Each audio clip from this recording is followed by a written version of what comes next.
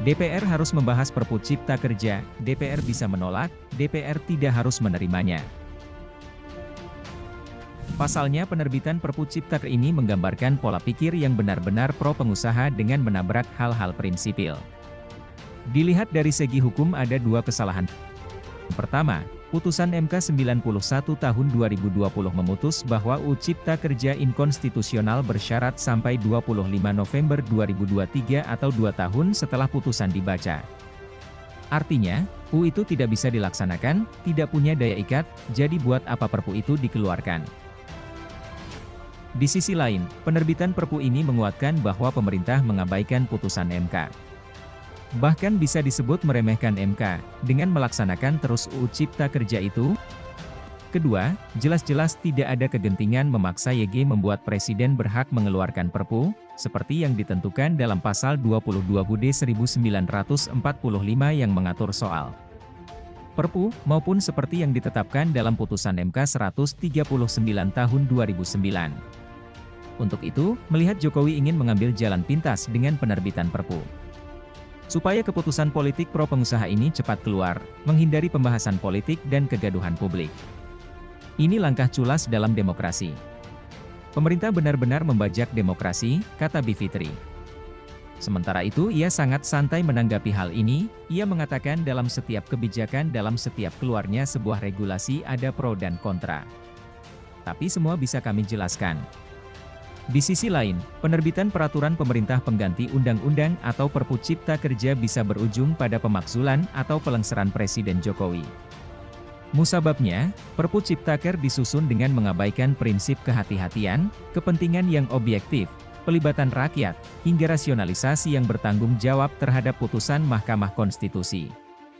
Masih ingatkah kalian, pada 25 November 2021, MK memutuskan Undang-Undang Nomor 11 Tahun 2020 tentang Cipta Kerja atau UU Cipta Kerja cacat secara formil.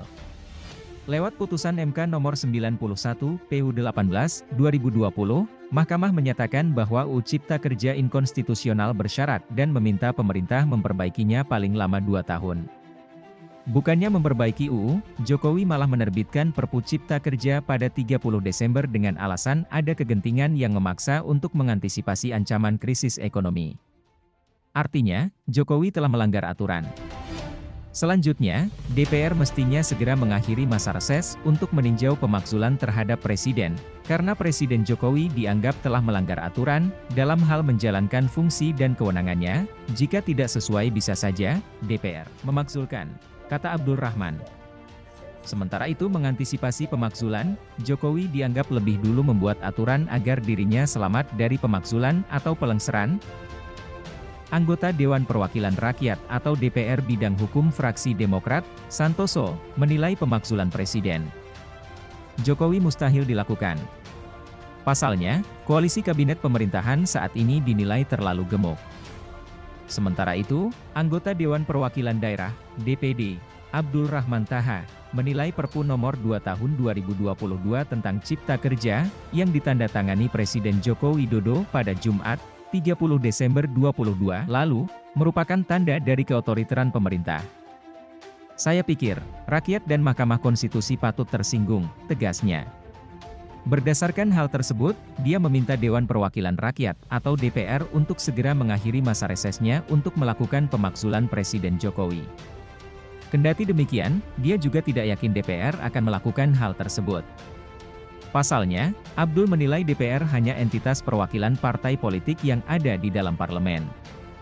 Menurut anggota Komisi 3 DPR RI, Santoso, untuk mencegah pemakzulan itu Jokowi membuat koalisi yang super gemuk agar pemakzulan tidak akan terwujud sampai masa akhir jabatan di 20 Oktober 2024, katanya, dihubungi Senin 2 Januari 2023. Walau demikian, akan beranikah DPR untuk melakukan pemakzulan Presiden Jokowi? Di sisi lain, Presiden Jokowi merespons berbagai kritik atas terbitnya Perpu Cipta Kerja.